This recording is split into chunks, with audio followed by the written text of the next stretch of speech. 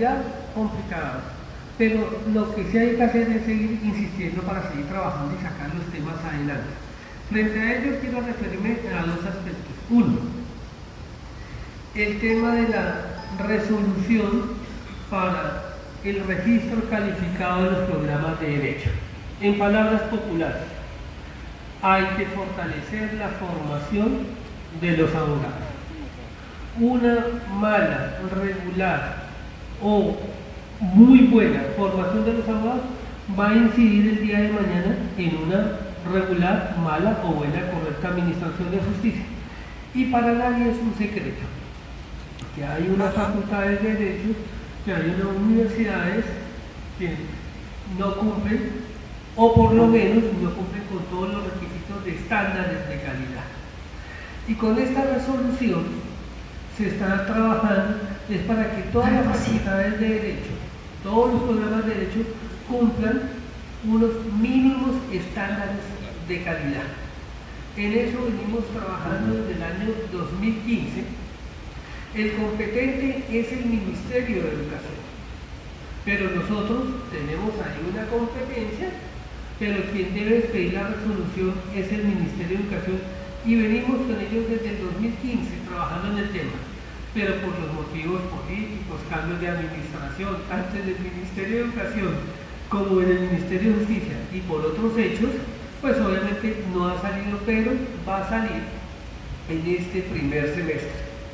Ya terminamos con los equipos técnicos, ya de la revisión final, ya se elaboró la resolución, se retomó, se ajustó, y en este momento les comento que el proyecto de resolución está siendo ya realizado finalmente por el equipo técnico del Ministerio de Educación, que ya lo hicimos, para que a nivel de ministros se establezca el procedimiento de revisión final para poder despedirla, no sin antes enviársela a todas las facultades de derecho. Se envía a todas las facultades de derecho ya el texto final, para que las facultades de derecho conozcan el proyecto de resolución, y les comento que tenemos previsto desde la gestión que está a mi cargo, se han gestionado ya unos recursos, los cuales serán garantizados para en el mes de mayo, en la meta, finales de mayo, primera semana de junio, pero ojalá que sea en el mes de mayo, hacer un evento con todos los decanos de la facultad de derecho para buscar la solución. Entonces, es un tema que tiene que ver.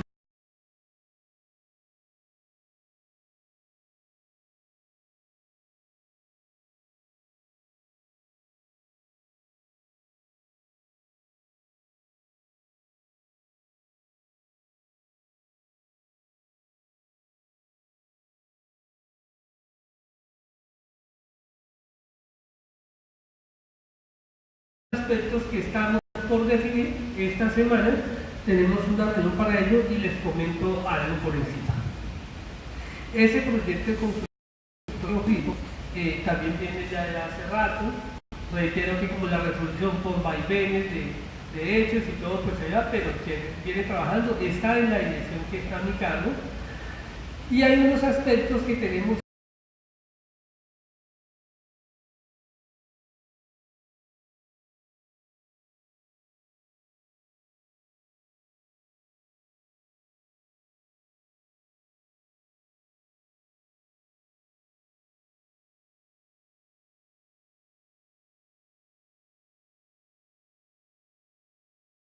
porque ustedes son expertos en este tema, y es que los consultorios jurídicos antes era aprobada, o era su funcionamiento era autorizado por el respectivo tribunal.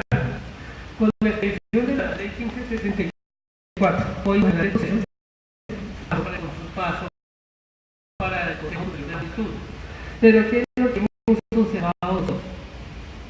Que hay algunas facultades de derecho, algunas universidades, lo digo con el mayor respeto, donde tienen consultorios jurídicos como la joya de la corona, es decir, han dado toda la importancia a todo el tema, y hay otras que no mucho. A veces, lo digo con todo respeto, más bien a veces los tienen relegados. Entonces, ese es un aspecto. El punto por decir ahí, que estamos pendientes con el Ministerio de Educación, Consejo Superior de la Judicatura, es si esa autorización de funcionamiento sigue en cabeza o sigue radicado en el Consejo Superior de la Judicatura. Personalmente consideraríamos que no, porque es que simplemente el Consejo Superior autoriza pero no hace seguimiento, no verifica que en verdad sí esté funcionando bien, y entonces ahí hay que definir si puede ser o el Ministerio de Educación o el Ministerio de Justicia o qué hacemos. Ese es un punto. El otro punto es de los que creemos aumentar las cuantías para competencia de los estudiantes.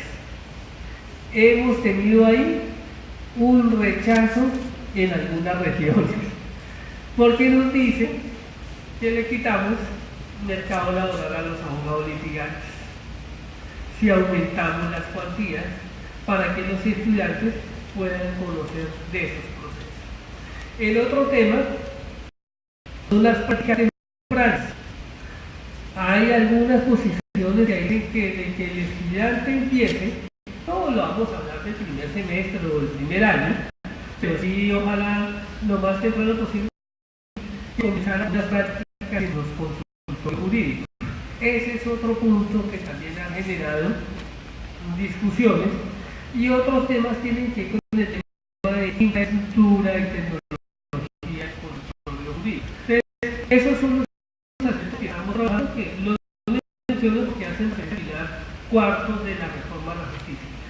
Hay que aclarar que esos pilares, pues no es una camisa de fuerza, no significa que no puedan haber otros, no, pero se consideran o se ha considerado que esos cuatro aspectos son fundamentales y que deben de ir en una reforma a la justicia, porque si se meten muchos otros temas, no es fácil de que pase, o por lo menos sacarla adelante, sin dejar a un lado. Ustedes saben también que con las últimas decisiones de la Corte Constitucional, pues no es fácil pasar una reforma a la justicia, lo que no significa que sea imposible. Si bien es cierto que los consensos políticos son difíciles, créanme que los jurídicos con mayor mérito. Entonces, básicamente quería contarles a ustedes estos temas porque yo sé que son de especial interés, de especial importancia para las regiones, y en verdad quiero felicitarlos, y eso no es una palabra de cajón, de cumplido por esta situación, porque ojalá en todas las regiones hicieran eso que ustedes están haciendo. Yo les quiero comentar una experiencia propia. Nosotros en la época de la administración del ministro Jessy Reyes, Vivian puede hacer que me acompañe acá, hicimos más de 21 foros por todo el país, y en todos los foros, créanme que me decían de todo. Me acuerdo que en Villavicencio me trataron hasta de castrochavista, me decían de todo, desde insultos, que nosotros ya teníamos eso arreglado, de todo. Pero ¿para dónde va el mensaje? ¿Qué es lo que les quiero decir a ustedes? Que todo el mundo alzaba la mano, discutía, veía, y uno decía, por favor, manden los escritos, porque créanme, y acá está Vivian que puede dar fe, y ustedes pueden ingresar a la página del ministerio, se hacían oratorías porque yo los entiendo mucho. Decían de todo, uno ir a estos foros y vienen a uno contentillo y nunca lo que uno dice lo tienen en cuenta. Yo no estoy diciendo que no fuera cierto, es verdad en las administraciones pasadas, pero a mí me consta que hicimos relatorías, se grababa, se ponían ahí y se creó un correo y los documentos se recibían y se discutían, y a muchos de las propuestas se tuvieron en cuenta. Muchos otros no, porque nunca hubo una reforma o un documento, pues vamos a quedar contentos todos, pero sí se tuvo en cuenta eso. Pero lo que les quiero decir es que muy poca gente escribía. Después que escribieron, que fueron muchos, 21 por todo el país, la gente no escribe, muchas de las propuestas de ustedes en verdad son sumamente valiosas y se tienen en cuenta, y para ello solamente quiero robar 2 minutos para hacerles este comentario. Vi un documento de ustedes, me llamó la atención, y eso no me cabe en cosas personales, pero es una de un comentario que hacía el señor ministro de Guerra. Decía uno que en la administración pública uno nadie lo felicitaba, que uno tenía que mirarse el espejo y felicitarse, porque uno por más trabajo y cosas que haga, nadie le dice a uno nada, y más bien le dan a uno nada. Pero voy a leer este parrafito pequeño que es de un documento de ustedes, y ya les digo por qué lo voy a leer. Dice acá: este colectivo existe y queremos que se haga notoria esta existencia, especialmente en razón de las distancias que cada vez nos separan más intensamente en las decisiones políticas. Creemos que tenemos mucho que aportar en la solución de estos problemas, lo que nos da derecho a participar en la construcción de dichas soluciones, desde lo que en Bogotá denominan a veces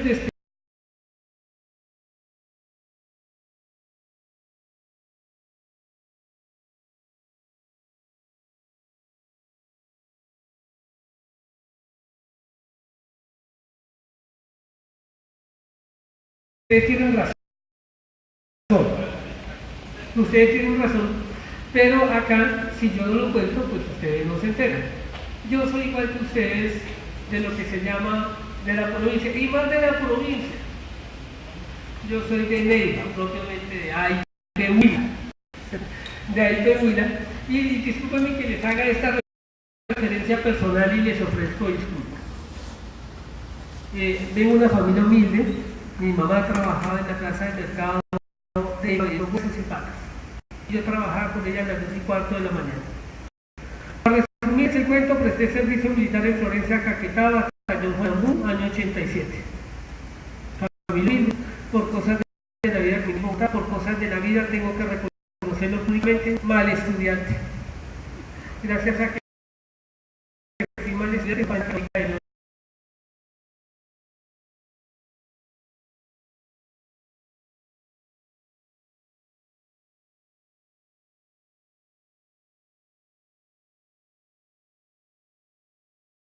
una gente que tenía las canastas de gaseosa y yo en ese cuarto.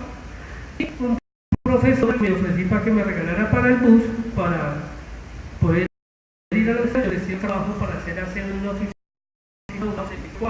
en el centro, en la avenida 19-474. Y así comencé. Todo eso es para decirles a ustedes que están en el ministerio. Vivian puede dar fe de ello, que trabaja conmigo, que además tengo un presidente que trabaja, porque todo lo que hemos hecho ha sido gracias a ese grupo. Siempre he hecho en Bogotá, todo para la provincia, todo para las regiones, porque yo soy consciente de lo que ustedes mencionan. Hay veces que en Bogotá se tiene una visión de país. A veces en Bogotá creemos que el país es lo que está allá. No, el país es mucho más que Bogotá. Y créanme, de todo respeto y con todo cariño, en la provincia, en las regiones, es donde están las cosas, es donde están las experiencias, es donde tenemos que todo. Y por eso, todas las veces que yo he podido asistir a la región, lo he hecho. Los 21 foros, el compromiso que aquí con ustedes, y todas las veces que ustedes nos inviten, y no solamente a todas las regiones, he estado en todas partes donde nos han invitado, pero también tengo que reconocer donde mi jefe me autoriza a asistir, porque yo tengo que pedir permiso, pero yo gestiono eso. Todo será para decirle que ese comentario que ustedes vean, que es cierto, los tramos tratando de debatir es asistiendo a las regiones. Quería hacer esos comentarios finalmente felicitarlos porque ustedes están asociados, y créanme que los documentos, los insumos que ustedes nos hagan llegar están siendo tenidos en cuenta. No le puedo garantizar o asegurar que las posiciones que ustedes digan sean recogidas, aceptadas, pero sí les puedo garantizar que están llegando al equipo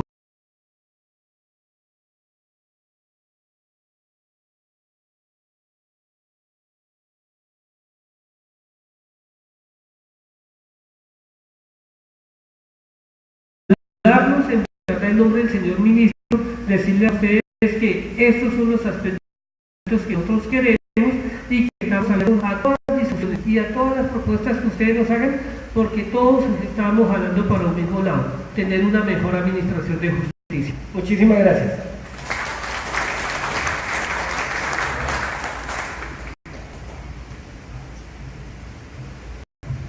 Bueno, antes de continuar quiero como dar claridad sobre esto. Nosotros pues con el fin de dar claridad pues, y dar cumplimiento a lo programado, pues hemos establecido un tiempo de 15 minutos y hemos hecho estas paleticas para que ustedes las distingan cuando pues muestren 15 minutos de intervención para cada persona.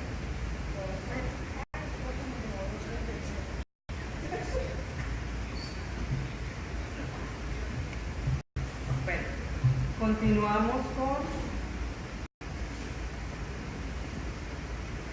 las palabras del doctor Iván Alberto Díaz Gutiérrez, coordinador del colectivo de abogados de Cali por una justicia democrática y progresista.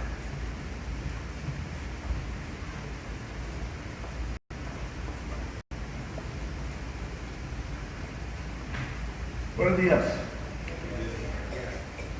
Sea lo primero brindar un efusivo saludo a quienes han aceptado participar con su presencia y seguramente con sus intervenciones en este evento programado, por lo que hemos dado de llamar el colectivo de abogados de Cali por una justicia democrática y progresista.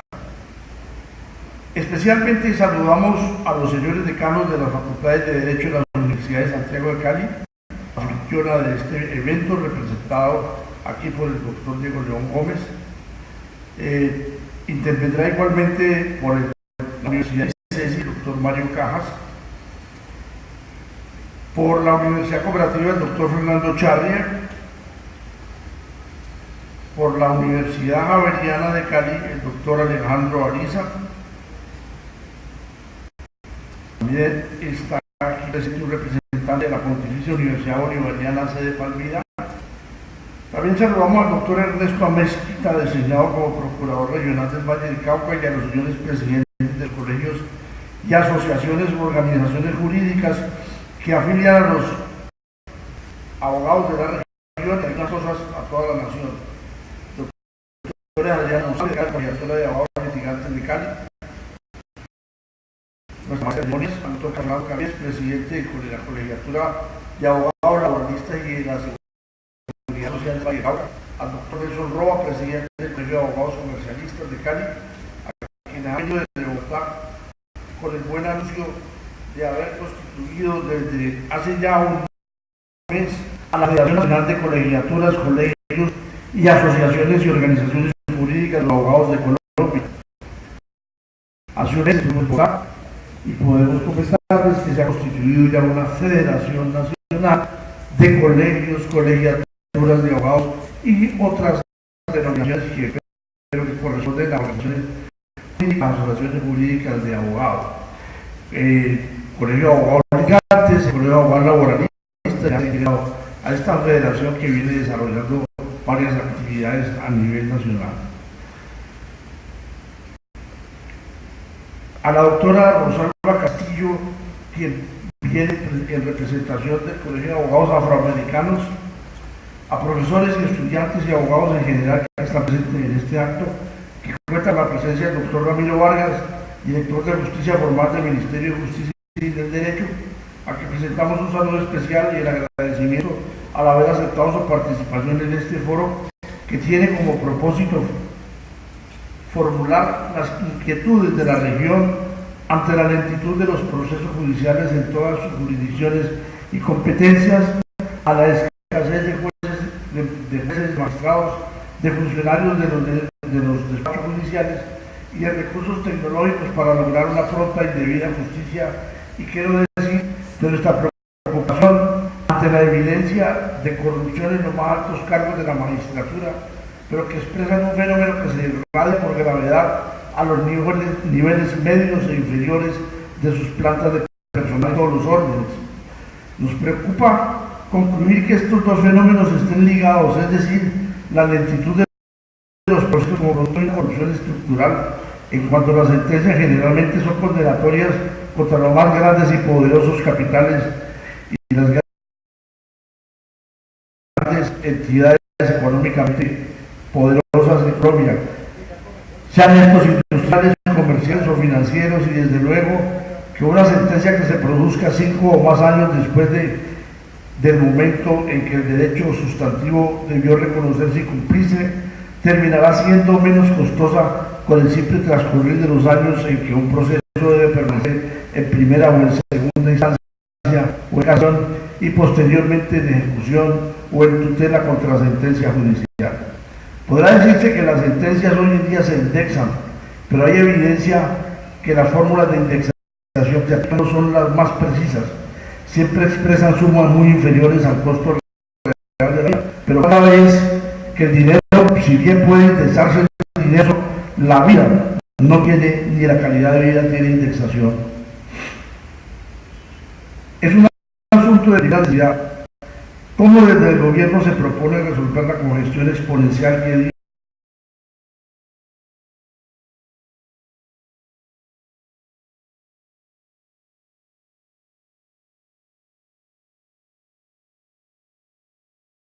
2 años a presentar un plan decenal para resolver la congestión judicial? Eso es una respuesta negativa. No habrá descongestión judicial en 10 años. Un plan decenal es una forma física de decir no habrá descongestión judicial. En segundo lugar, se le traslada la responsabilidad a las universidades frente a la formación ética de los abogados, pero se olvida que es el Estado quien en el desarrollo del artículo 26 de la Constitución Política de Colombia ha regulado los estudios de derecho, disminuyendo considerablemente el núcleo de asignaturas obligatorias y presionando permanentemente para disminuir el número de créditos académicos. Se pretende así de manera populista una academia pagada por estudiantes que desean una pronta graduación y de la forma más simplista o facilista posible. Las universidades deben tomar conciencia de la autonomía universitaria y proponer desde esa autonomía planes de estudios que permitan la vinculación temprana de los estudiantes a la realidad del derecho.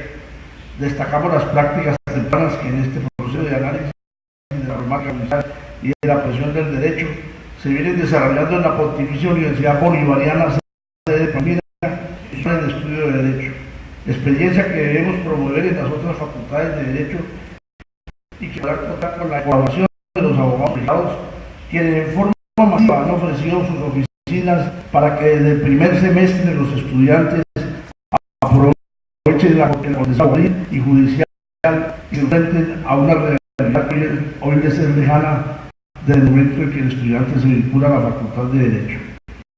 De igual forma y a manera de respuesta a quienes consideran a la ética como una asignatura de relleno que no sirve para nada y a quienes consideran que la ética no es enseñable sino a partir del ejemplo de sus mayores y especialmente de sus padres y maestros, esa respuesta se concreta en considerar que la ética no se reduce a una asignatura ni a una ejemplar de los mayores, sino que además de la cátedra que debe seguir existiendo y del ejemplo permanente de sus mayores, está la vivencia diaria en interacción con sus semejantes y a través de la interdisciplinaridad epistemológica y la profundidad epistemológica que cada profesional logra en sus procesos de formación, en el entendido de que el primer deber ético de un estudiante es conocer y no dejar de conocer a pesar de su promoción a profesional, porque el abogado que no ha estudiado ni sigue estudiando la realidad en todas sus aristas y componentes está siendo deshonesto con su cliente, con la sociedad y con sí mismo, además de serlo con su propia universidad. Creemos que desde la autonomía universitaria, sin esperar una decisión legislativa, ni constitucional, ni reglamentaria, las facultades de Derecho de la región pueden comprometerse conjuntamente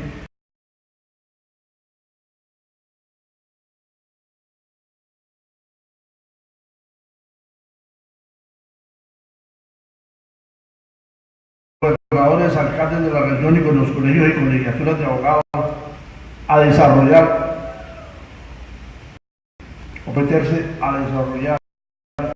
acciones conjuntas, no costosas, prácticamente ad honorem, para lograr esta contribución a la formación integral, para la formación de los futuros abogados del país y desde luego usando a través de esos proyectos de investigación más aterrizados a la realidad, la búsqueda de modelos internacionales en este propósito. Creemos que la justicia necesita una reforma y estamos dispuestos a contribuir desde la región a perfilar una reforma ideal y que resuelva especialmente el problema de la Comisión Judicial, en el entendido planteado anteriormente. Si la expresión no se logra inmediatamente, se hace evidente que el aparato judicial y su estructura de por sí corrupto al servicio de los grandes capitales y en contra de los menos favorecidos de este país. No nos cabe duda de que deberíamos utilizar los métodos alternativos de solución de conflictos con el apoyo de los estudios jurídicos, pero con plena libertad de fijación de tarifas para la conciliación del país civil, comercial, administrativo, laboral, privilegiando el derecho de los individuos a no ser responsables sino por violación de la Constitución y de la ley, y por eso poder pactar o comprometer de acuerdo con sus posibilidades económicas y sus propias consideraciones y acuerdos, pues ante una justicia lenta y corrupta no puede haber alternativa que la justicia privada por la vía correcta de la conciliación, el arbitraje, la amistosa composición, no por la vía de la ilegalidad, a la que muchos se ven sometidos precisamente por ver sus derechos frustrados o retardados en hacerse efectivos.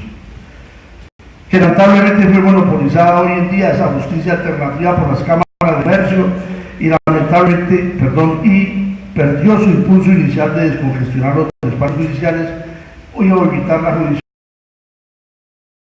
judicialización de los conflictos, era una justicia más costosa que la tradicional, por las tarifas que impone la Cámara de Comercio de Bogotá.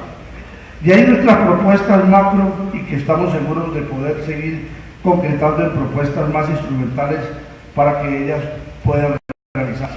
Creemos que efectivamente el Ministerio de Justicia, en la justicia, seguramente la proporción de sujetos honestos es muy mayor a la de los deshonestos. Sin embargo, lo que se ve y hace mella es precisamente la corrupción de unos pocos y unos cuantos, y que requiere desde luego de una permanente veeduría, supervisión, control, no solamente por parte del Estado mismo, sino de la sociedad civil. En ese terreno, de la autonomía también de las personas, de los particulares, del artículo 6 de la Constitución Nacional, es que este colectivo de abogados pretende precisamente desde su constitución hacer parte de los procesos de veeduría, de vigilancia y de control, para que conjuntamente con los aparatos oficiales logremos contribuir un poco a mejorar las condiciones de nuestra sociedad. Muchas gracias.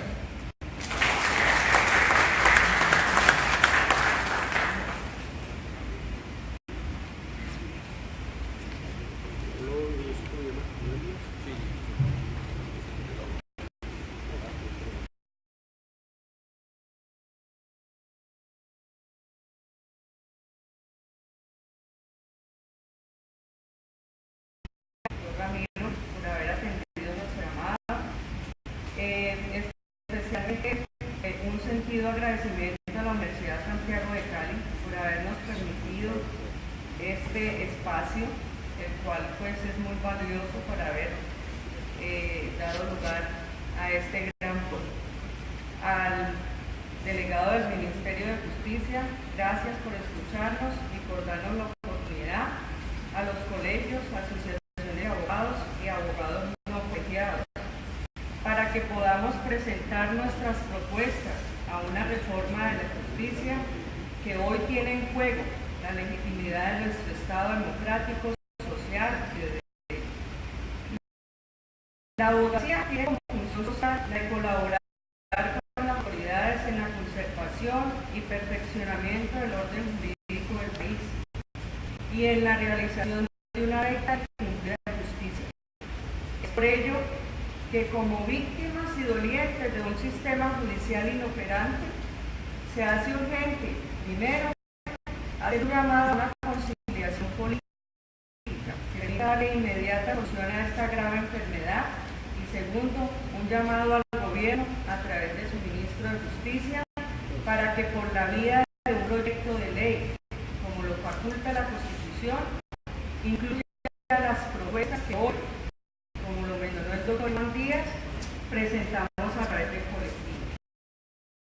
Pero reiterando que nada hacemos con un proyecto de ley que no incluya la distribución de un recurso monetario que le permitan a la rama judicial suplir sus necesidades materiales y de recursos humanos que con calidad le brinden la oportunidad a la sociedad de gozar de un libre acceso a la justicia pronta, cumplida y eficaz. La principal misión del abogado es defender en justicia los derechos de la sociedad y de los particulares. Es por ello que estamos dispuestos y no vamos a descansar por encontrar los caminos que nos permitan buscar las soluciones para la verdadera creación de un Estado social de derecho. Por otro lado, por ser el ministro de Justicia quien vio con beneplácito y creó conveniente la medida que intentan adoptar en el proyecto de ley los honorables representantes de la Cámara, autores y ponentes, el doctor Germán Navas Calero, Germán Barón, Angélica Lozano, Carlos Braham Jiménez, John Eduardo Molina y Rodrigo Lara Restrepo, sobre el examen de Estado para quienes aspiren a obtener el título de abogado. Quiero hacer la siguiente consideración.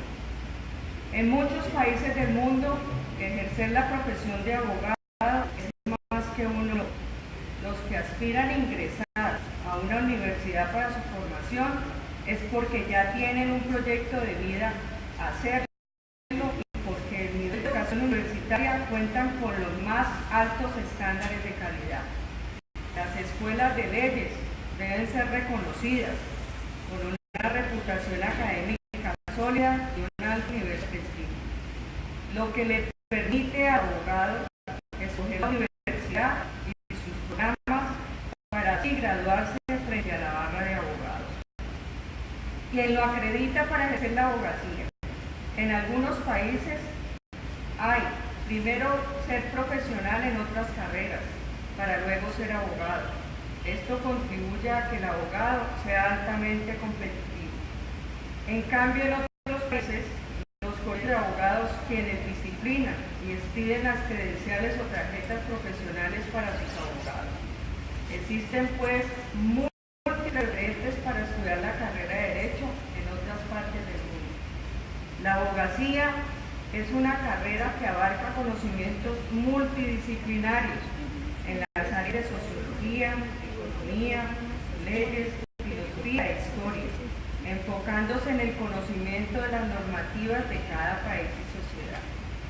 Para ser abogado, no solo basta con poseer una inclinación hacia las leyes y hacia la justicia, sino que es necesario formarse en el sector y contar con ciertas habilidades para su desempeño. En Colombia, parece ser que escoger la carrera de Derecho es la más apetecida por muchos que quizás no tienen alguna razón para estudiarla. Les parece fácil o porque simplemente no incluyen programas áreas que tengan que ver con las matemáticas. Pero este no es el problema. El problema en sí es la falta de voluntad política. Comprometida con la sociedad civil, seria y eficaz, que permita la implementación de una ley a la educación que regule, guíe y controle de verdad el ejercicio de las buenas prácticas universitarias. Ahí el Estado estaría regulando su aplicación, pero mal llamado sería pretender, como lo dicen los congresistas, que a través de un examen el Estado garantizaría al ciudadano que sus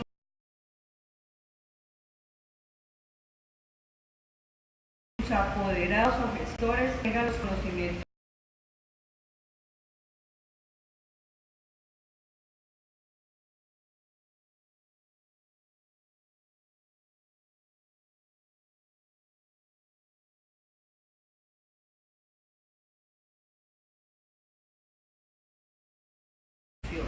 contribuyendo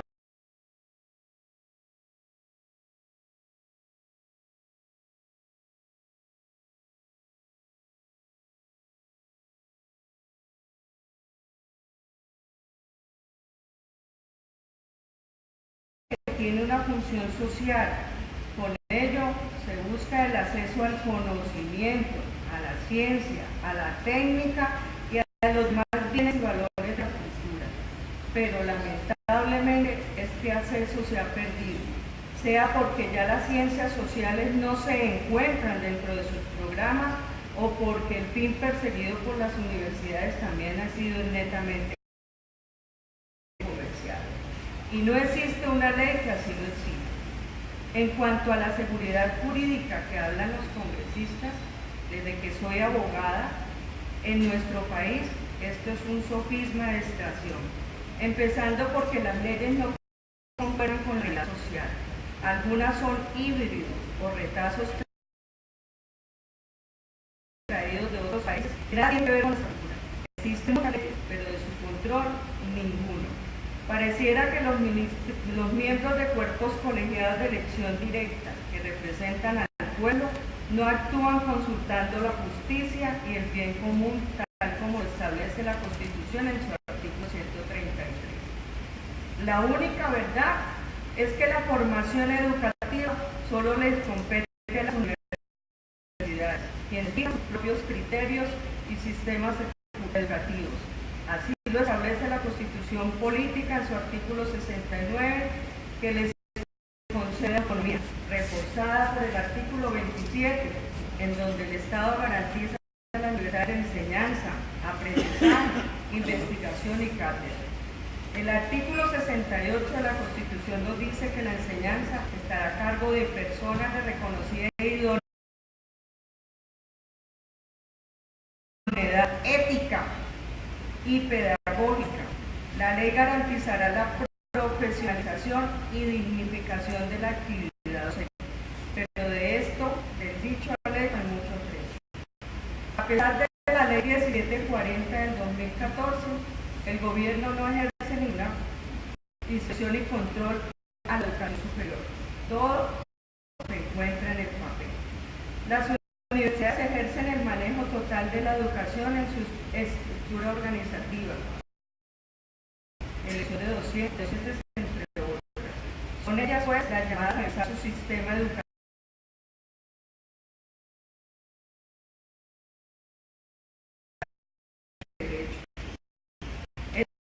Esto obviamente acompañado por un programa académico que le enseña al estudiante a pensar como abogado, con un sistema de métodos casuísticos, teóricos y prácticos, la transversalidad ética en toda la carrera de Derecho, las prácticas tempranas y muchas otras que tendrán que evaluar las universidades, pero junto con el gobierno y con el legislador también. Debo destacar que las universidades han participado y tienen un profundo interés por colaborar y rediseñar sus esquemas. Tal es el caso de las universidades que hoy nos acompañan.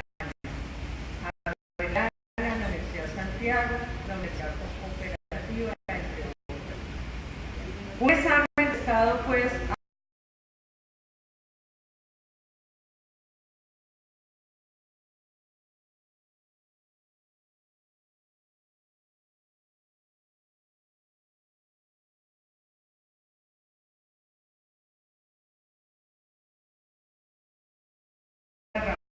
judicial, sino que ha sido y es un problema político. El escándalo en las altas cortes fue la máxima, el colmo de los colmos, porque son las instituciones judiciales las ejemplarizantes de todo un Estado social de derecho, las que envían el mensaje a una sociedad organizada, cumplidora de sus deberes y obligaciones, pero que terminó por socavar su legitimidad. Esto, sumado con el defectuoso funcionamiento de la Administración de Justicia y la inobservancia de las garantías constitucionales y legales, nos llevan a precisar que hoy no serían las más idóneas para llevar este encargo del examen del Estado. Esta medida solo trataría el efecto, pero no la solución a la causa. Infortunadamente en este país se resuelven las cosas con pañitos de agua tibia. Todo lo pretenden hacer los congresistas. Sería como echarle al costal de la corrupción más leña para que ardiera. Politizaría el litigio.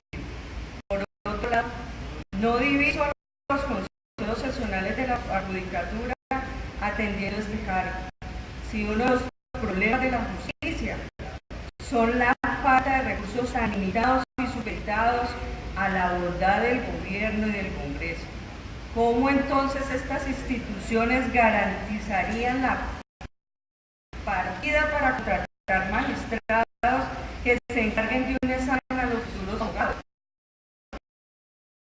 Mal se elaborar una partida para tal fin, a sabiendas que la sociedad necesita más jueces de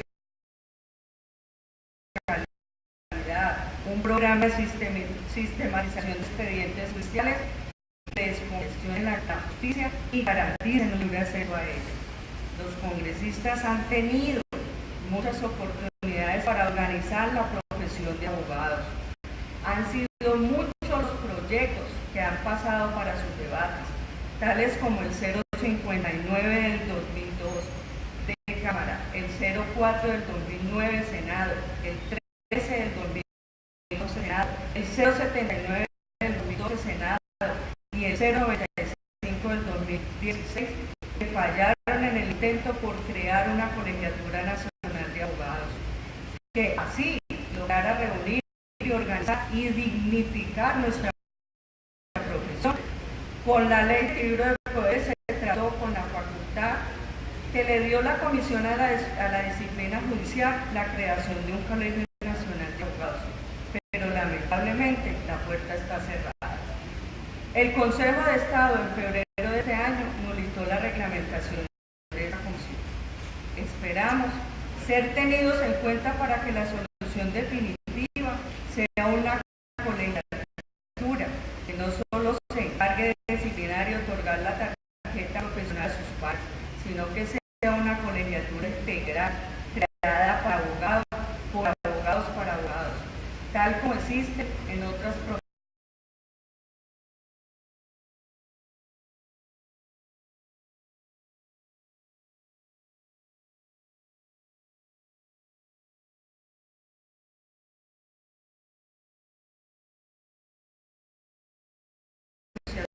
Del país para aprobar la creación de la Federación de Colegios, Asociaciones y Agremiaciones Jurídicas de Abogados de Colombia, con el propósito de que ésta sea la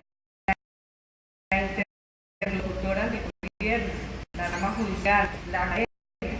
Igualmente participará con el artículo de esto de la Constitución Política en el control y vigilancia de las jurisdicciones en todas sus órdenes. Intervendrá ante las autoridades como representantes de los abogados que se sientan maltratados o desatendidos o perseguidos o acosados por funcionarios públicos de todo orden. Defenderá los derechos de los abogados sin distinción. Servirá de veedora y supervisor ético en las actuaciones y comportamientos que aquejan el ejercicio de la colegiatura y de la función pública. Estos, entre muchos otros objetivos, tendrá nuestra federación. Muchas gracias por su atención. Muy buenos días a todos y todas. En principio quiero empezar diciendo que, dado que las instituciones, recogiendo un poco la noción de Cornelius Castoriadis, son constructos imaginarios del animal humano, es bueno tener en cuenta que la crisis de las instituciones es la crisis del hombre. Valdría la pena partir de ahí. Y dado eso, y recogiendo un poco la idea que presentó el profesor que me antecedió en la presentación de la Universidad de ICESI, es cierto considerar, y así lo he venido trabajando en el desarrollo de mis investigaciones, un diálogo transdisciplinar con otras ciencias, dado que el derecho no es autorreferencial, el derecho no agota en el derecho sus propios conocimientos. Por lo tanto, quiero plantear una reflexión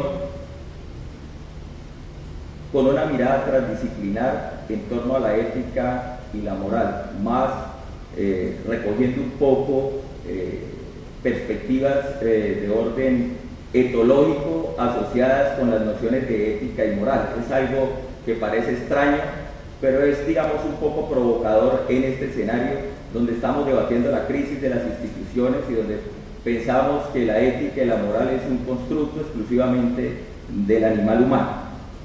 Así que he denominado esta intervención ética, moral y justicia, nociones incompatibles en la era de la posverdad. La crisis de las instituciones devenida por la ruina en la que están la ética y la moral humanas también es la crisis de la condición humana y la pérdida de nuestra condición animal, desencadenada por el imaginario capitalista de la mercantilización del todo y la aprobación de esa noción del todo vale. Tal vez muchos se pregunten qué tiene que ver la condición animal si estamos hablando de humanos, si estamos hablando de derechos. Pues bien, es el momento de mirar fuera del humano, fuera de ese animal humano, vernos en otros escenarios animales para darnos cuenta que si se trata de hablar de ética y moral, no llegamos ni siquiera a ser primates mayores. En su texto Los orígenes de la cultura animal, Claude Stel logra mostrar que los constructos éticos y morales del comportamiento humano son expresiones auténticas de una especie animal con cierta afinidad genética, las cuales se van a expresar cuando ocurren eventos y situaciones específicas de su mundo social. Que el fundamento del actuar ético y moral no está mediado por razones de orden normativo institucional y que muestra además Stel que nuestra moralidad y eticidad es propia de nuestra animalidad y no de un orden culturalmente humano. La primatología logra mostrar entonces que no somos los únicos seres éticos y morales que existen en el planeta y que las tipologías de la moral y la ética están en nuestra propia condición animal. Ellas se hacen visibles en la dinámica de las relaciones sociales de la cotidianidad, en la crisis de las relaciones sociales y en las necesidades más apremiantes de cada uno de los individuos que conforman una sociedad específica de primates. Eso mismo va a pasar en nuestras sociedades humanas. ¿Qué hace entonces la diferencia entre la moral humana y la moral de los simios? Tenemos una forma de comportarnos en sociedad a partir de una condición biológica, pero la mente humana, me refiero a ella porque no estamos en el pensamiento del primate, se ha inclinado por los imaginarios más que por la propia realidad y ha preferido sustentar su moral y su ética en esos imaginarios totémicos o animalistas que están ubicados más o están ubicados antes que el propio hombre. La moral y la ética de nuestra especie es el resultado de la racionalización de nuestros propios comportamientos animales en sociedad, que desconoce, entre otras cosas, la base biológica que la sustenta.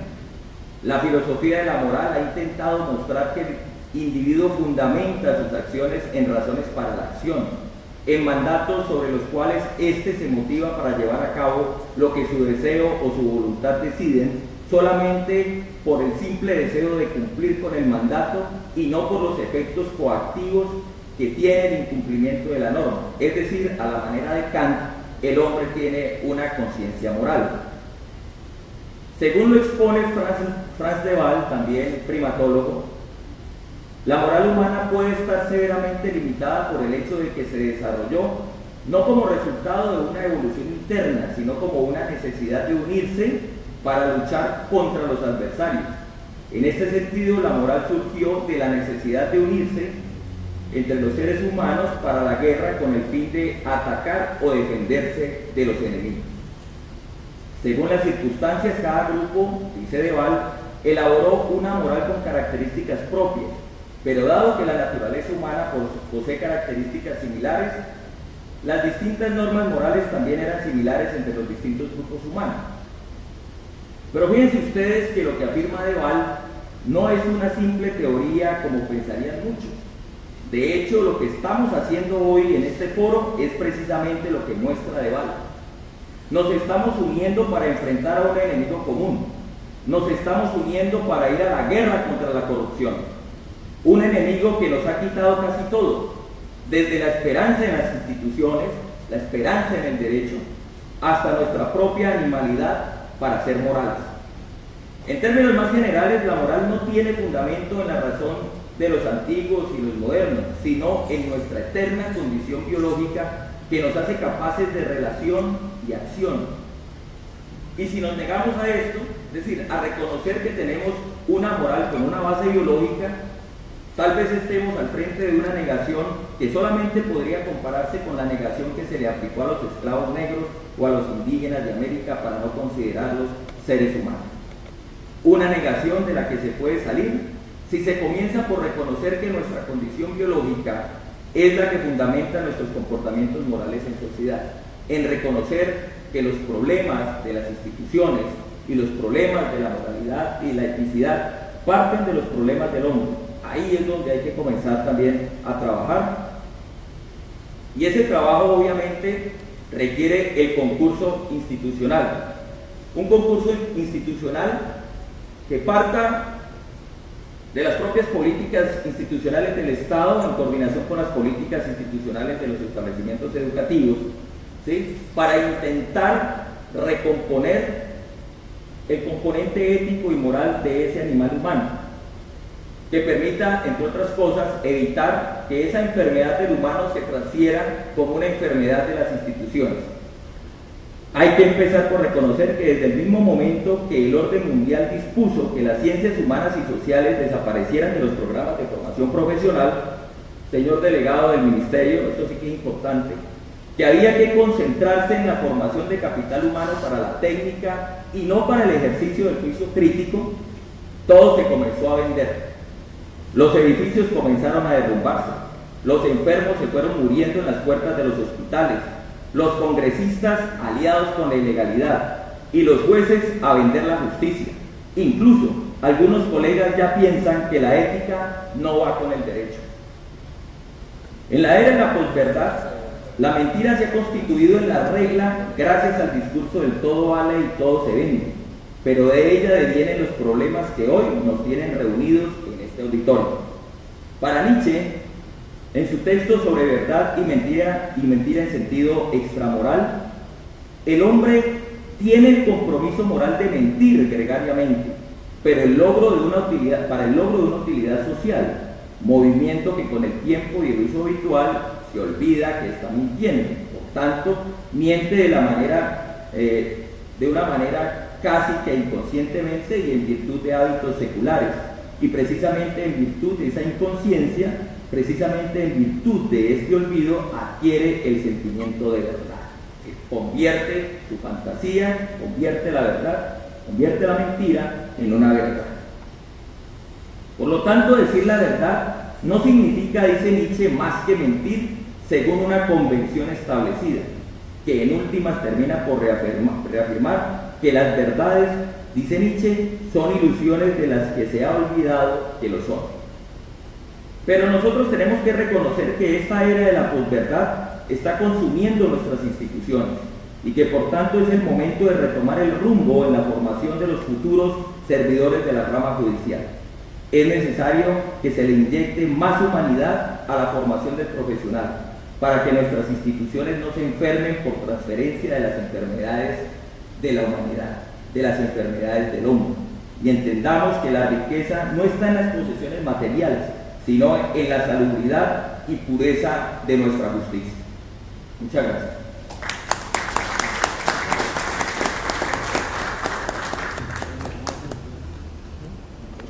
Universidad Cooperativa, llevará el uso de la palabra el doctor Fernando Charria, docente e investigador de esta universidad.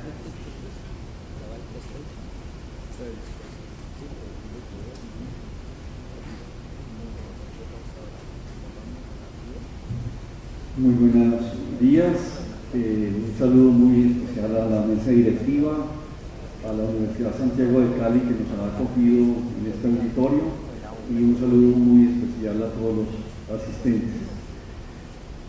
Estamos aquí convocados gracias al Foro por una Justicia Democrática y Progresiva, fruto de la notoria preocupación compartida por el deplorable panorama de corrupción que se vive en el campo jurídico y, como lo evidenciáramos todos al unísono cuando nos reunimos por primera vez con la intención de mirar colectivamente qué podíamos hacer ante esa situación, señalábamos que esa corrupción se vive en general en el país porque de lo que se trata aquí es de una profunda crisis ética en Colombia y no de una cualquier ética. Se trata de una ética democrática participativa propia de un Estado social de derecho. Una de nuestras preocupaciones es que debemos fortalecer la relación centro-periferia. Hago un paréntesis porque quiero señalar lo positivo que es el hecho de que estemos aquí en relación con un delegado del ministerio, porque es precisamente el problema de la relación centro-periferia la que generó digamos, la famosa patria boba, que no fue tan boba, porque el problema del regionalismo y del centralismo sigue siendo vigente hoy en día, y eso es lo que nos convoca. Entonces, cierro para señalar, para continuar diciendo que esta relación centro-periferia en Colombia puede hablarse con buen pulso de inclusión si ella se realiza, porque las regiones tienen un saber y un conocimiento surgido de su propia realidad que no se puede ignorar. Fortalecer esa relación supone también que quienes palpan su propia realidad puedan tener voz pertinente, razón por la cual, y en el ámbito propio de la rama judicial, es aquí oportuno manifestar la imperiosa necesidad de aumentar los recursos físicos y de gestión humana pertinentes, competentes y adecuados. Y es vital entenderlo incluso desde la idea de cuadros burocráticos que nos enseñara Max Weber. Es que Cali nos muestra unas cifras abrumadoras. Pasados días salió la noticia de que este año 1.134 personas han sido asesinadas. De ellas, los jóvenes menores de 30 años que están en un proceso de formación social gestionan sus conflictos asesinándose, pues un 34% de estos asesinados lo son. Ante tal panorama, la respuesta es increíble. Comillas, toque de queda y 300 cámaras. Pero ignoramos el por qué lo hacen. Ignoramos las razones contextuales, o si las sabemos cuando se afirma que son muchachos que no han tenido oportunidades, la respuesta sigue siendo toque de queda y 300 cámaras. Y esto sobre la base de una criminalidad denunciada y levantada en datos estadísticos que en estos casos suelen ser subregistros de la realidad. Nuestros procesos judiciales han venido demostrando su enorme incapacidad para gestionar los conflictos sociales. Un verdadero mare magnum de atascamiento en todos los niveles de la rama judicial lo corrobora, pero además una realidad inocultable de más de 7 millones de víctimas del conflicto armado sin resolver y, dentro de la cotidianidad, procesos entre particulares o entre particulares y el Estado que se demoran entre 3, 5 y 10 años para resolverse, lo cual no tiene presentación social y hace que se piense que nuestro sistema judicial es absolutamente inepto, fortaleciendo así la idea de una justicia por mano propia. Otra de nuestras preocupaciones también está en relación con la ética. En primer lugar, porque ella no se aprende recitando en memoria frases, ideas y conceptos. Eso bien lo sabían nuestros conciudadanos del siglo XIX cuando se empeñaron en la construcción de la imagen del héroe, cuestión que he podido investigar fehacientemente desde la expresión normativa del derecho colombiano de ese siglo y que el maestro Germán Colmenares hablara respecto de la historia. La ética, que es la estructura axiológica de una comunidad y un país, surge de las relaciones cotidianas de las personas y sus niveles relacionales. Digo niveles relacionales porque nos relacionamos con nosotros mismos, con los otros seres, tanto animales como vegetales, con lo otro que son las cosas, las ideas y los fenómenos, y con las trascendencias de distinto orden como las religiosas, culturales, históricas, políticas, etc. Todo esto para convertirse en referente social. Es decir, la corrupción que tenemos instaurada está en la cotidianidad. Se construye cuando el niño observa que al policía se le presenta el documento con un billete doblado. Está cuando el padre del niño le dice: hijo, se ha avispado, vaya y cuélese para que salgamos rápido. Está en el vivo del tráfico automotor que tanto impacto causara en nuestra ciudad. Está cuando vemos asombrados que los estudiantes de Derecho nos miran a los profesores con ojos de pregunta frente al cartel de la toga. Está cuando el referente social, auspiciado por las industrias culturales y los mass media, obtienen sedientos el rating deseado gracias a los énfasis de poner en primer lugar a los mayores criminales y los de cuello blanco, cuestión que pasa previamente por un equipo del medio que lo decide presentar de esa manera. La crisis ética está cuando se centra el deseo en las cosas pensando ciegamente que ellas vienen sin trabajo. Se quiebra la ética de nuestro país a la que hago referencia cuando ignoramos si debemos continuar o no, entendiendo el estatuto que se usa frente a la criminalidad de aquellos menores que muestran que la vida es un mero valor de cambio, cuando la gente cree que el desarrollo está en las cosas y no en las personas, y no en el derecho al desarrollo humano que requerimos. Parte de nuestro problema es que no sabemos por qué dejamos de actuar éticamente de manera democrática y participativa propia de un Estado social de derecho. Incluso desconocemos si alguna vez lo hemos hecho y si nos hemos comportado así. Sabemos que no son suficientes normas coercitivas para que se construya una ética como la que se propone en nuestro faro constitucional. Pensamos que pasar de una democracia representativa a una democracia participativa suponía coger el cielo con las manos, cuando nuestro actuar político es profundamente clientelista y populista. En realidad, aquello del bien común pareciera ser una mera anécdota histórica y para mucha de la juventud una anécdota de vejetes. Todos sabemos que el sistema educativo es un instrumento de socialización que reproduce las condiciones establecidas, de suerte que los malos y buenos colegios y escuelas, instituciones técnicas, tecnológicas, universitarias y universidades reproducen una mala y buena socialización para el desempeño social, fortaleciendo así los diversos niveles de estigmatización que se generan por haber egresado de tal o cual institución. Pero sabemos también que los mayores desarrollos de países como los tigres del Asia o los BRICS, que han tenido transformación notable, lo han hecho gracias a la inversión en educación y en investigación en ciencia y en tecnología. Por supuesto que el derecho no escapa a estos fenómenos. En el campo jurídico, las aulas son los lugares donde con los estudiantes construimos mancomunadamente la idea de derecho, de libertad, de orden, de justicia. Entonces pasarán a ser socializadores de ello, tan buenos, mediocres o malos como se proponen las instituciones o los laxos sistemas de control o autocontrol lo permiten. La rama judicial igualmente sufre estos embates, reproduce el statu quo, como cuando la palabra usada por algunos abogados es tranquilo, que el juzgado lo tengo en mi nómina. Se convierte en una muestra de lo que pretendo decir.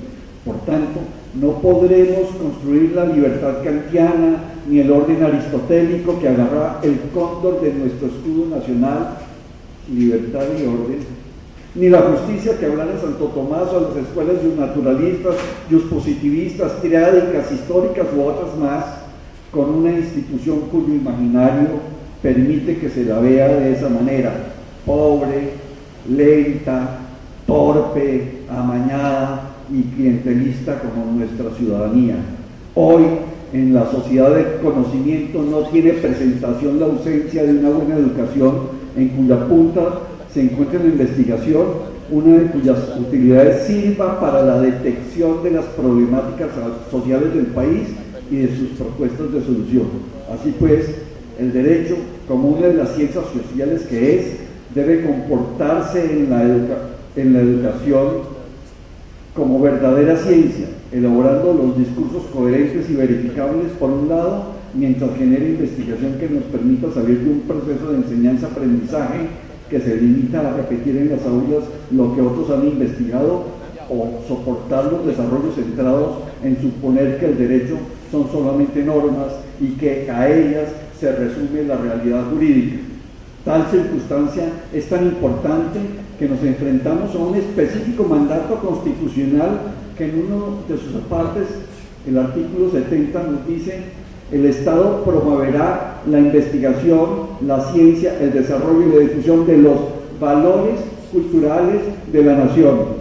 Y las universidades están sedientas de investigación. La terrible paradójica es que el Estado no solo no promueve la investigación en valores culturales de la nación, sino que los desconocemos de manera tajante, y entonces pretendemos avanzar sin conocernos, como un caminante nocturno sin luz para ver el camino. Por esta ausencia es que hoy nos quedamos mayormente en los datos y no ahondamos en ellos. Seguimos funcionando como compartimentos estancos en la sociedad y no nos escuchamos o colaboramos entre sí, entre el ámbito gubernamental y el académico investigativo, que debería ser una práctica involucrada en el actuar social. Y a veces estos compartimentos estancos funcionan porque no estamos los unos dispuestos a darnos las manos con los otros, porque enalboramos nuestros propios descubrimientos en las universidades y no los queremos compartir con ninguna otra.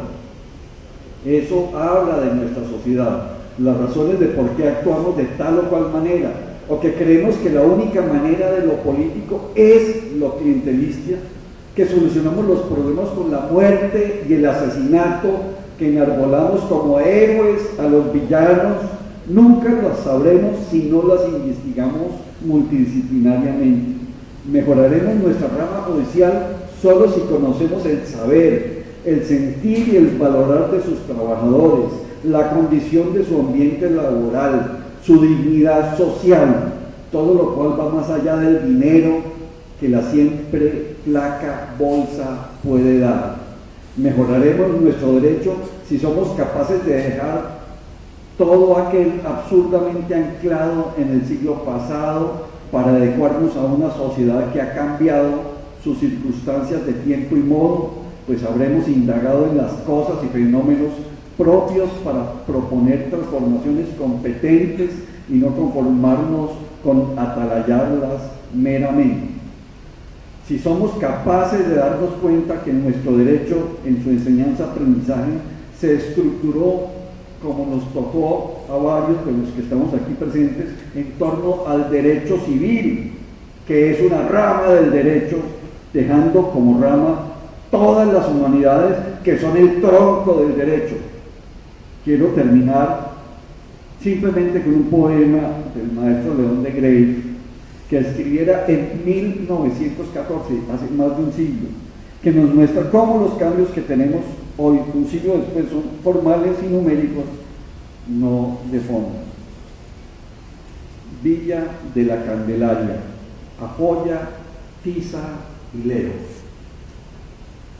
Vano el motivo de esta prosa, nada, cosas de todo día, sucesos banales, gente necia, local y chata y Roma, gran tráfico en el marco de la plaza, chismes, catolicismo y una total inopia en los cerebros, cual si todo se fincara en la riqueza, en menjurjes bursátiles y en un mayor volumen de la panza. León de Grey. Muchas gracias.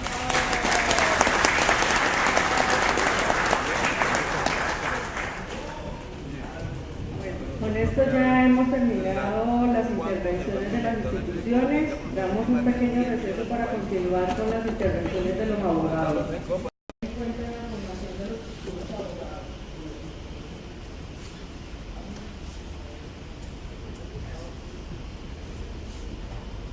Muy buenos días.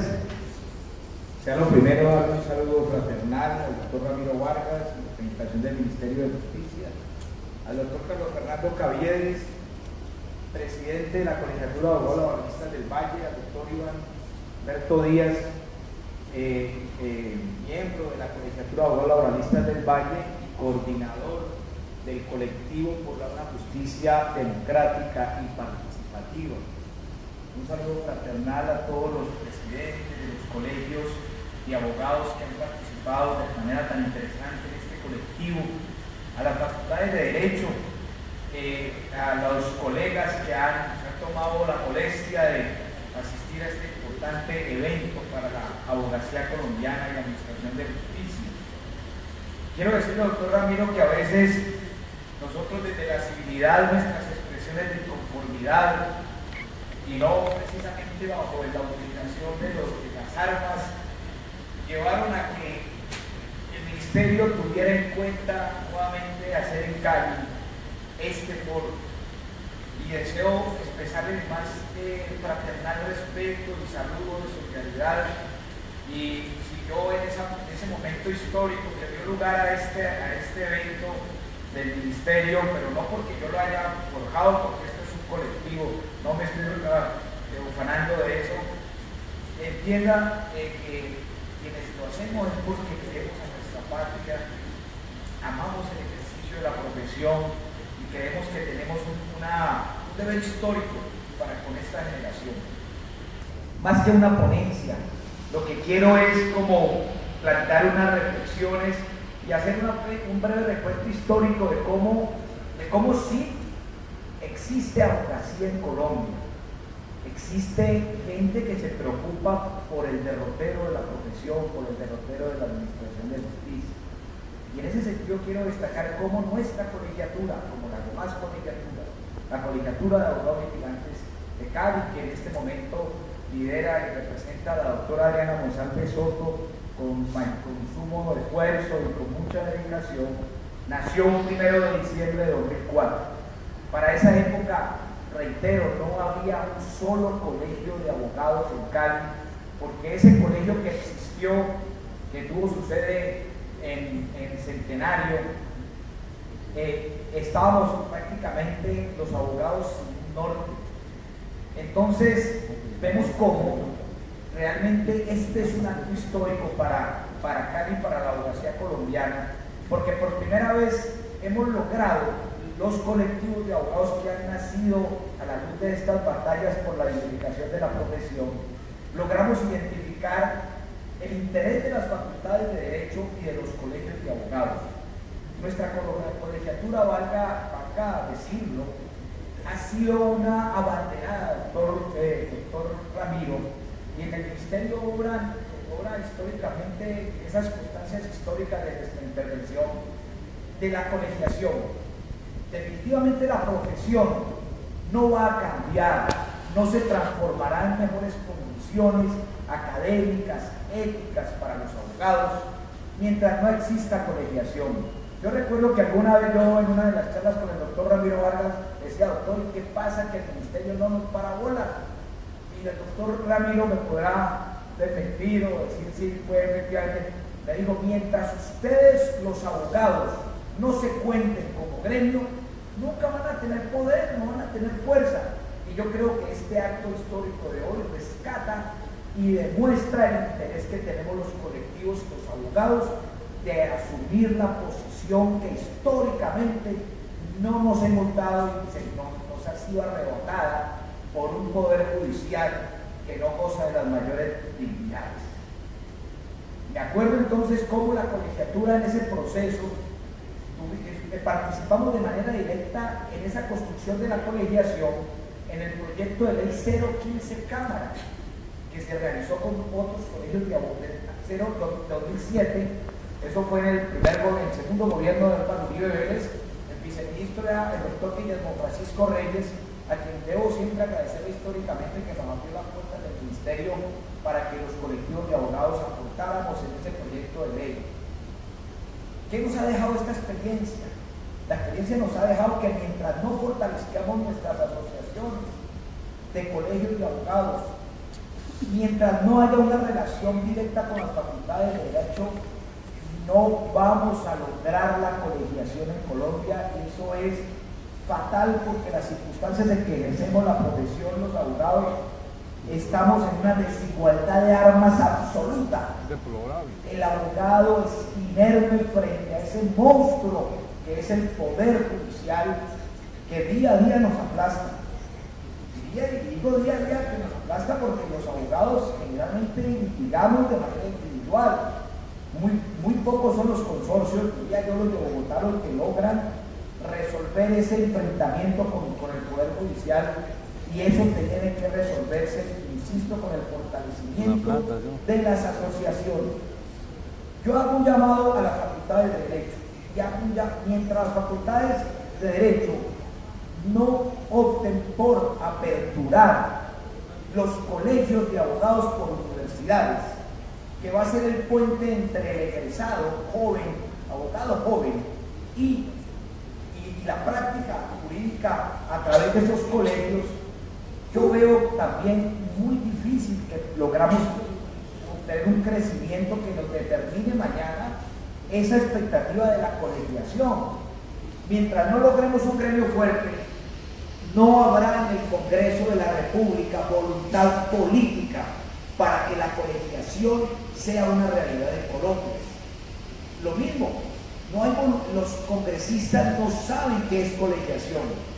Y ahí vemos cómo el resultado de un proyecto de ley del doctor Navas Talero, que yo sí digo que es enemigo de la abogacía colombiana, porque para él todos somos zampones y hagamos por fuera de la ley. Yo cuando el 015 Cámara, yo hablé personalmente en el Congreso de la República, en la Cámara de Representantes, estaban en la plenaria y le pedí apoyo para el proyecto y me dijo, yo no auspicio colegiaturas de batidos. Y ahí tenemos cómo el doctor Navas Talero cree que la solución al problema de la profesión, que mirando los aspectos positivos o negativos de este proyecto, sea exigirle un examen a los estudiantes cuando eso no resuelve el problema de idoneidad y el problema ético.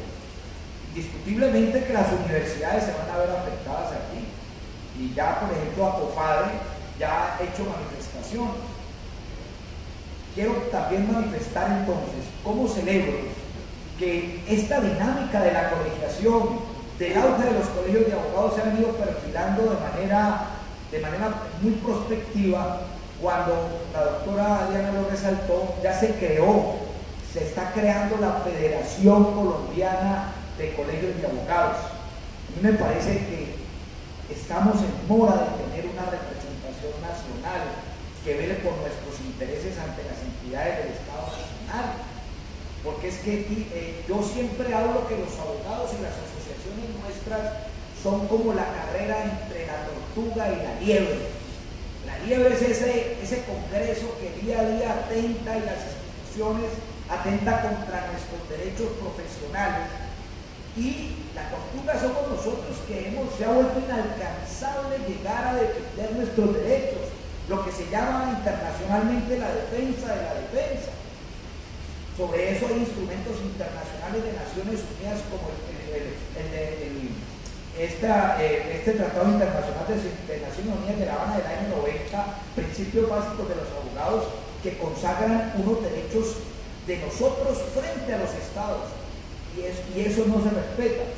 Yo sí quiero hacer un llamado al doctor Ramiro, que sé que es un hombre que lleva muchos años en el ministerio y que es un gran aliado nuestro, va a ser un gran aliado nuestro, para que por favor ese decreto 196 del 71, que todavía está vigente y solo fue reformado en cuanto a la parte disciplinaria de trasladarle al Consejo Superior de la Judicatura el control de nuestras conductas, ese acercamiento del ministerio y la obligación que tiene el Ministerio de Justicia por el 196, nunca ningún ministro lo cumplió. Yo por eso celebro, no me da nada que no haya venido el doctor Enrique Gipotero, porque los ministros llegan y se van. Celebro que haya venido el doctor Ramiro Vargas, porque sabemos que es un funcionario de carrera del Ministerio de Justicia y va a ser una gran aliado nuestro. De manera que felicito a este colectivo, y esto no se puede quedar aquí. Como lo decía el doctor Iván Díaz, estamos demostrando que tenemos voluntad como gremio para hacer respetar nuestros derechos como abogados, para que no sea que ese congreso sordo el que reforme la justicia y la lleve a dar un traspiés a este gran proceso que yo considero es el que se está superando de un conflicto armado que quiera hacer que no está ahorrando muchas víctimas. Muchas gracias.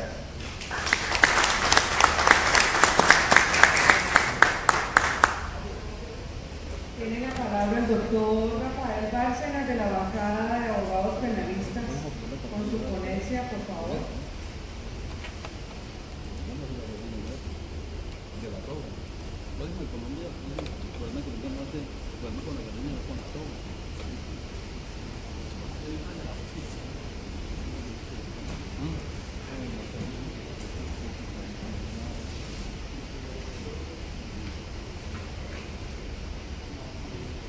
Buenos días a todos.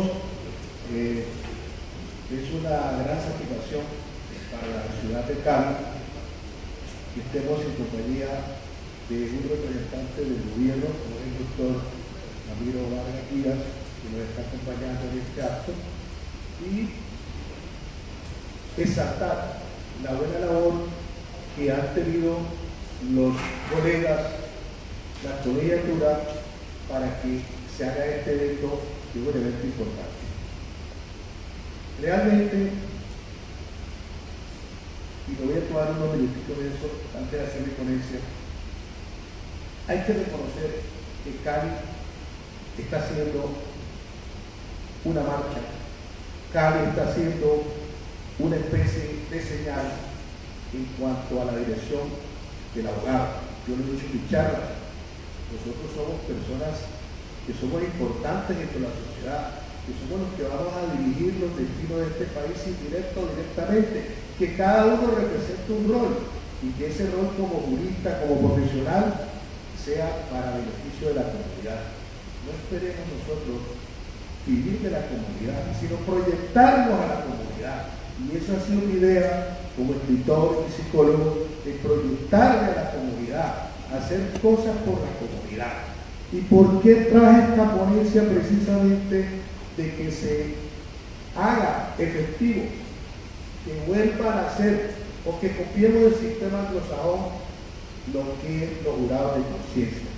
Eso se nos ocurrió a raíz del cartel de la torta, porque es más difícil corromper varios que estén formando un jurado de una sola persona. Por eso traje esa ponencia que la tenemos reglamentada en nuestro estatuto normativo de la Constitución, pero no se ha dicho nunca nada sobre eso. Es importante, te voy a comentar las ventajas que tienen de tener, para no leer este papel, y lo voy a resumir, la importancia que tiene de que los jurados de conciencia vuelvan a salir a la pareja. Los jurados de conciencia existían antes, pero la historia es larga, existía antes del comienzo de los tiempos, en la historia de Atenas, con Solón, a Sócrates lo condenó un jurado de conciencia que tomara la disputa. Y todo eso ha venido con una trayectoria, y en Colombia se establecieron los jurados de conciencia hace 140 años, pero eso se fue mermando, se fue haciendo como que invisible, porque había muchos personajes que no les convenía que existieran los jurados de conciencia. Pero los jurados de conciencia tienen una ventaja, y los que son amigos de esa ventaja son aquellos que van a tratar de que se propenda por esa idea. Esta es una idea que es para el beneficio de todos, es la democratización de la justicia, es la coparticipación del funcionario judicial o del operador judicial con la realidad humana. Y les digo esto porque personalmente, y en los procesos que tengo yo como abogado penalista, a veces el juez inconscientemente dice: ya tengo el fallo, voy a sacar la sentencia enseguida. Y yo me pregunto: pero doctor, si todavía no hemos llegado a alegatos de conclusión, entonces ¿qué voy a alegar yo si el funcionario ya viene preparado con su fallo y su sentencia? Es realmente como hablarle a una pared, hablarle a una sola persona y decirle que yo tengo la razón, cuando realmente ya tiene su maquiavélica decisión. Y muchas veces se condena a un inocente por su hacer un culpable.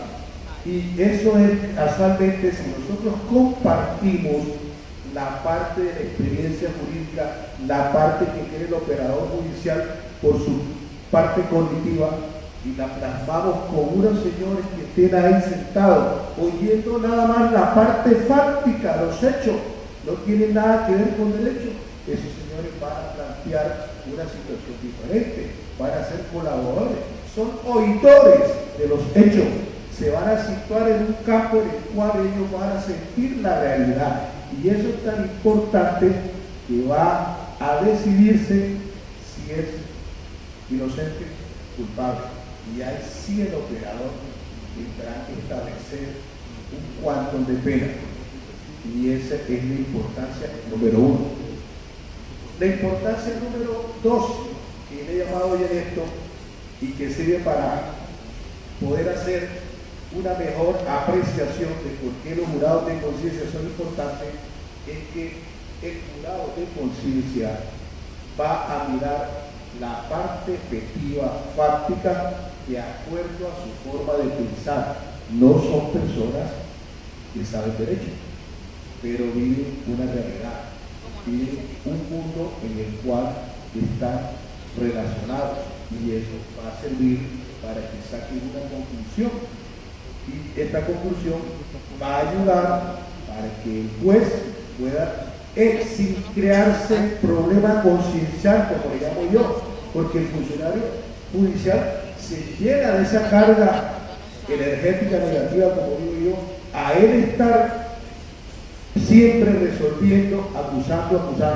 En uno de los libros que escribí yo, me acuerdo yo que yo decía que el juez es como la muerte, viene de negro, y ya cuando entra al estrado judicial, todo el mundo está en un estado de tensión. Inclusive le pasa a los mismos colegas. Hay colegas que tienen un temor cuando les toca coger el micrófono, lo que le llaman pánico escénico, pues en la etapa final les deja un miedo escénico y se le olvida lo que pasa. Una vez tuve una audiencia un compañero y se le olvidó realmente qué era lo que tenía que preguntar. ¿Por qué? Porque estas cosas nos causan cierto temor de saber que uno se va a enfrentar con un funcionario y que de pronto el fiscal y el Ministerio Público, y seamos honestos en eso, y yo soy solo. Es decir, es como una pelea en la cual está una entre la espada y la pared y la espada sin poder. Y todas estas cosas pues nos sirven para mitigar que el jurado de conciencia sea una persona que esté al frente y nos pueda decir desde un ángulo visual que él está oyendo y viendo que la situación que se presenta es una situación fáctica que se puede encuadrar en una norma y se pueda decir inocente o culpable. Nuestra Constitución, en su artículo 116, reglamenta que se podrá nombrar personas particulares para que colaboren en la administración de justicia. Eso nunca se ha tocado. Y eso duró hasta la época del presidente Virgilio Barco, que fue el que motivó a que se eliminara en una forma muy somera esa disposición, pero está ahí vigente. Y en una de las conclusiones que saco yo, insisto en que se debe colocar eso. ¿Por qué? Porque nosotros hicimos una copia del sistema anglosajón y en esa copia nosotros no tenemos un sistema realmente oral. Yo tuve la oportunidad de estudiar en Puerto Rico. El sistema es muy lindo, muy bello, tiene 168 años el sistema, y el sistema trabaja a nivel civil y a nivel penal. Claro, tienen una clasificación tripartita: delitos, crímenes y contravenciones. Nosotros tenemos la bipartita, nada más delitos y contravenciones. Había que hacer una reforma, por eso estamos presentando aquí al doctor Ramiro todas estas situaciones para que sirvan de base, para que se vaya pensando en una reforma de la justicia, pero una reforma integral, en la cual pues serían ciertas facetas que nos van a beneficiar y van a beneficiar a la comunidad.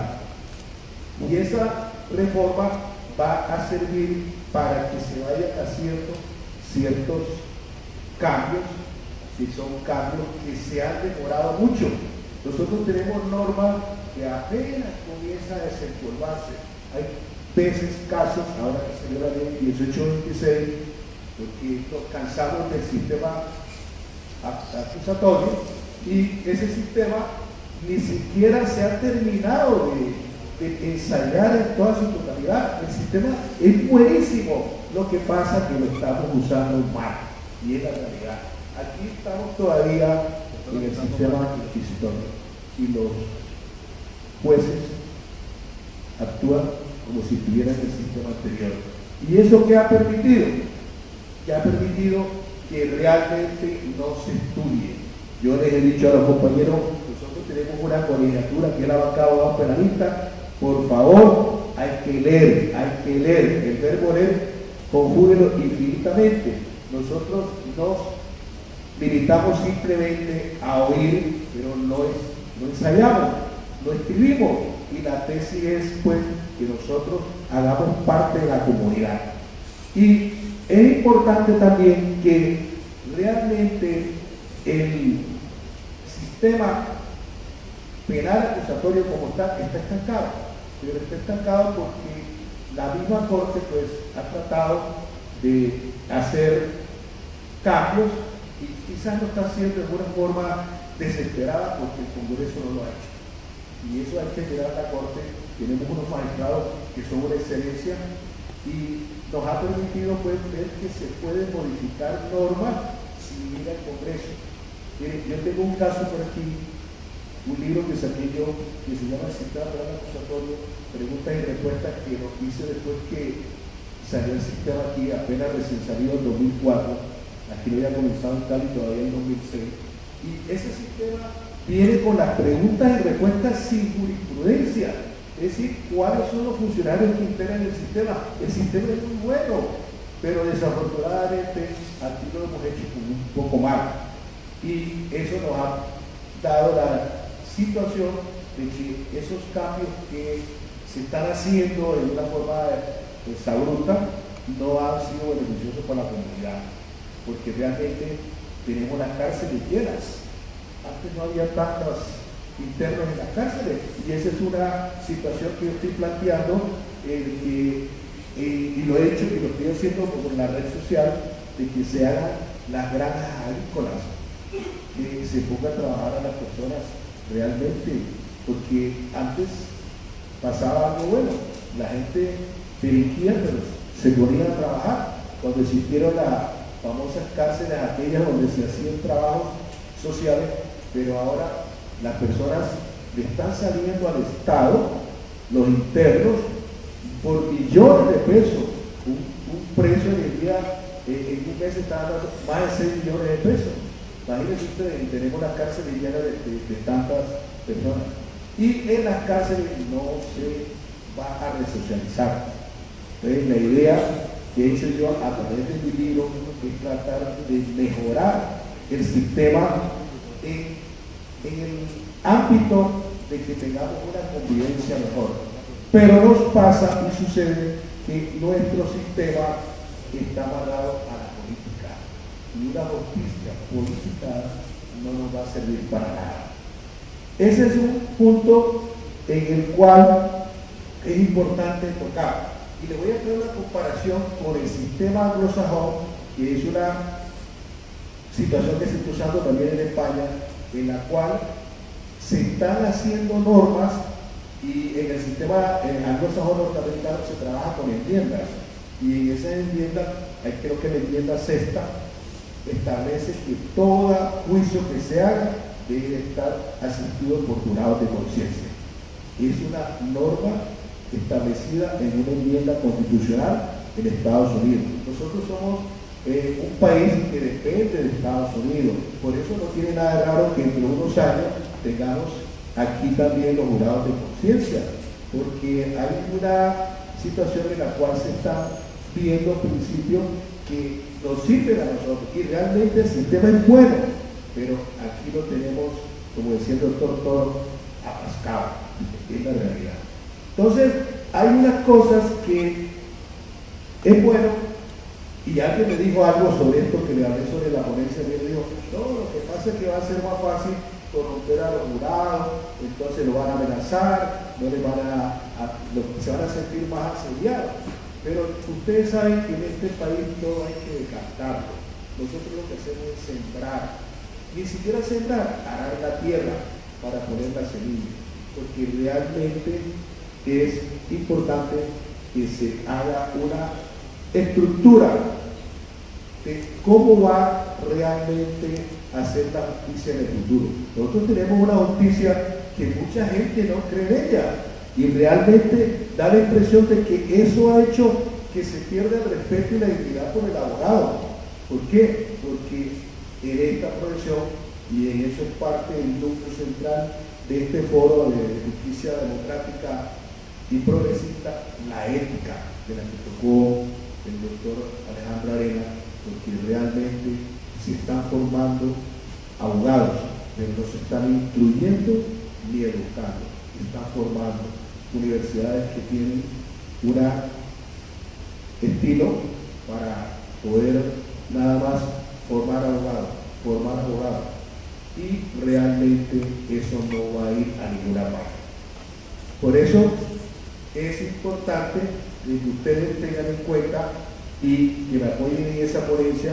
Lo mismo le voy a decir al doctor Ramiro Vargas Díaz, que se la voy a dejar para que se formen los jurados de conciencia. Y una cosa que les voy a decir también es esta. Yo estuve hablando con el director de la cárcel hace bastantes años y traté de entrar como cosa personal a que se hiciera una resocialización de presos con una técnica que aprendimos nosotros, que es hipnosis forense auxiliar de la justicia. Digo, no, esos tipos se me mueren, eso, ay, ¿cómo va a permitir Dios aquí en la cárcel? Eso es inofensivo, sirve para resocializar a las personas, para los que tengan traumas, para los que han sido secuestrados, etcétera, etcétera. Pero realmente no hay cabida en eso. Lo importante es que ustedes ya tienen la semilla, ya tienen idea, y hay que luchar porque se haga esa labor de hacer los jurados de conciencia. Gracias, muy amable. Aquí le digo al doctor, este libro para que usted lo tenga como un recuerdo, que estuvo en Cali hoy preso y estuvo prendido con la bancada bajo la vista y la relación del llamado para que tratemos de ser lo más concretos posibles por el tiempo. Doctor Eber, Arizabaleta, por favor, con la ponencia. O vamos a abrir a debate 40 años una canción. Una reforma muy Casación. Increíble, ¿no? No, pues con eso está eso.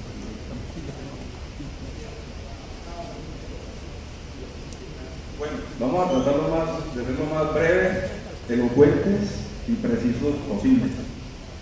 Yo vengo en representación del abogado de a pie, señor delegado del ministro, el doctor Orlando Gil Botero. Vengo en representación de un conglomerado de abogados, litigantes, penalistas, y que también pues, hemos incursionado en otras disciplinas en ese conversatorio, que ese conversatorio es único en Colombia, el doctor Ramiro Vargas. Lo hemos sostenido con la ayuda, obviamente, auspiciado por la Universidad Santiago de Cali, el tema de la dirección y extensión universitaria, y que se fundó en el año 2007 con la doctora Esperanza Delgado, el doctor Raimundo Tello, docente de Penal y Criminología de la Universidad de Santiago, y la doctora Alba Gloria Granjas Misterra como coordinadora general de ese conversatorio de escenario para el Valle del Cauca. En este momento nos compete la reforma estructural a la justicia en Colombia. Voy a ser muy breve porque pues, tenía varias acotaciones que hacer, pero igual le voy a dejar esto, lo hago portador y emisario de esto que no es mi concepto, ese es un consenso global de toda la bancada de abogados, y también se hizo un programa, se hizo un trabajo de campo durante 2 meses largos con las universidades aquí en Cali, en Bogotá, en Medellín y con los medios de comunicación, con la Administración de Justicia y con algunas personas también del ministerio. Entonces hemos llegado a la conclusión de que en medio del gran debate público y político que se adelanta actualmente en nuestro país, se propone reformar la justicia colombiana. Las propuestas, que no son nada nuevas, concluyen que el aparato judicial colombiano está asfixiado por problemas de ineficiencia, burocracia y corrupción. Esos son los pocos que toda la gente de la opinión pública, a través de los medios de comunicación, que no los menciono porque después van a decir que esto es un discurso político y esto es totalmente académico, entonces por eso no los menciono, pero se sacaron las conclusiones de todos estos medios de comunicación, de revistas, de la academia, de los universitarios, de la Universidad del Valle, donde también pues soy egresado por especialización, que aquí está la doctora Raquel Ceballos y el doctor Jorge Enrique, de todos, de la Universidad Javeriana, aquí por el doctor Iván, mi profesor de procesal laboral, y se sacaron estas conclusiones. El país tiene demasiados magistrados y más órganos de cierre de lo necesario. Esto se traduce en un exceso de fallos y en muchos criterios de interpretación que hacen casi imposible el objetivo de consolidar líneas jurisprudenciales y de afincar la seguridad jurídica tan anhelada por conflictos de competencia y de choques de trenes, que ya todos conocemos en el país. Máxime que incluidos los magistrados de la JEP, el país tiene hoy más magistrados de las altas cortes que senadores de la República. Y si a esto se añade un crecimiento fenómeno de politización y descomposición ética de la rama, en parte propiciado por las debilidades del sistema de pesos y contrapesos, en parte por las funciones electorales que aún recaen sobre órganos que deberían dedicarse exclusivamente a administrar justicia. El panorama resulta desolador y nada prometedor.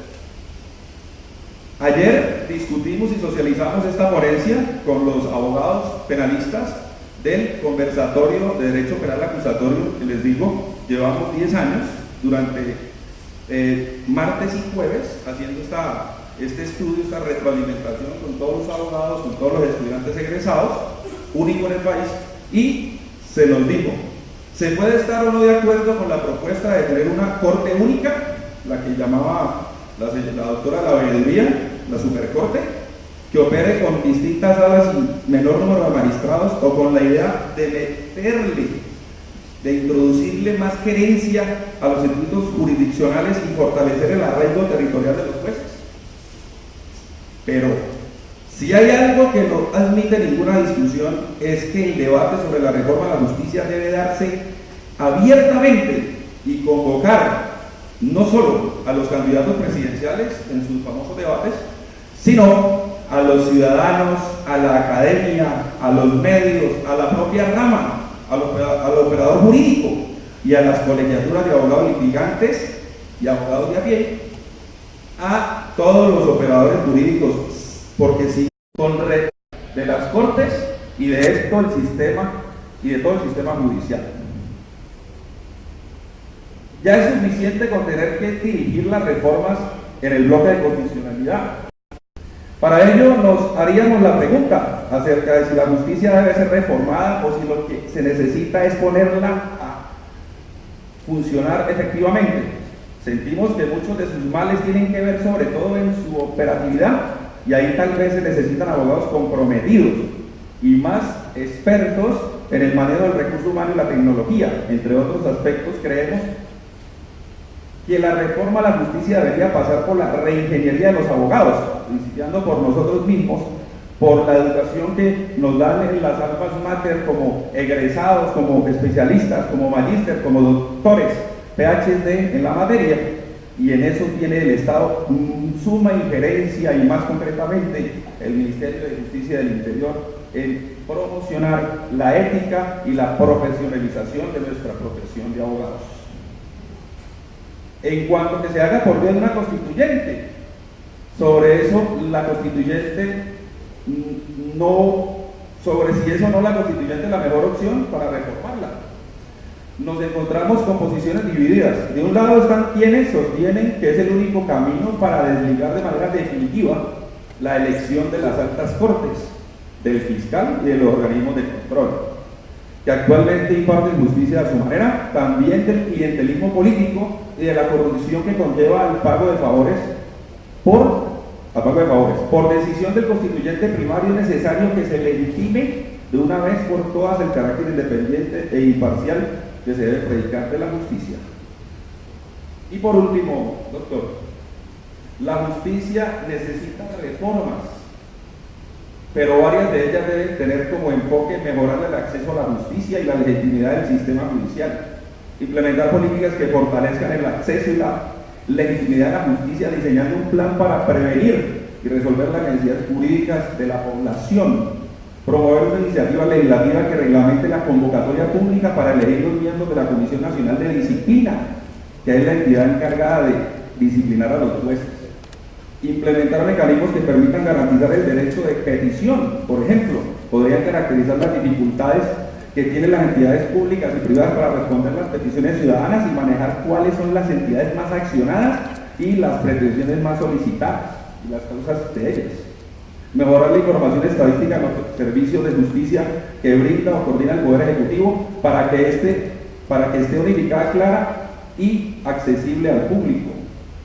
Una reforma de la justicia motivada en gran medida por las decisiones de la Corte Constitucional sobre la reforma del equilibrio de poderes. Concluyo que se necesita una reforma al Consejo Superior de la Judicatura y al esquema de juzgamiento de los magistrados de las altas cortes. No creo que hayamos llegado a un escenario en el que solo una constituyente permita hacer las reformas. Todavía podemos ajustar la ley estatutaria de la justicia para fortalecer la división entre las funciones de gobierno y las de gestión del Consejo Superior de la Judicatura. Mejorar el diseño organizacional de la entidad, entre otras también podemos mejorar el esquema de investigación de los magistrados de las altas cortes en la Cámara de Representantes y ajustar aspectos procedimentales del antejuicio político.